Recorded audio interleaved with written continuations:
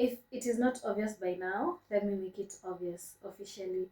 Before you start baking, you should always preheat your oven. So that's what I am going to do.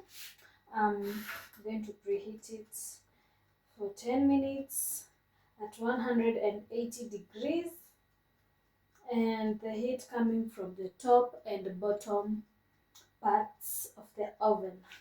Then next, we are going to line our baking tin with parchment paper, but before that, we are going to grease it.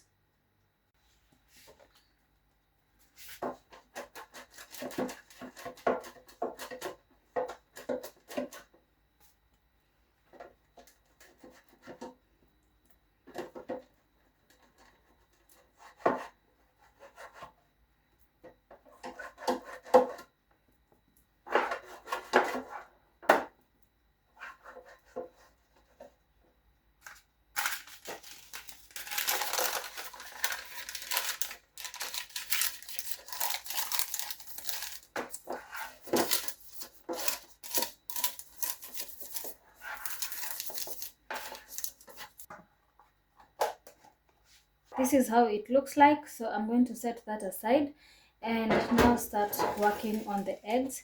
These are 7 eggs, and I'm going to separate the egg whites from the egg yolks.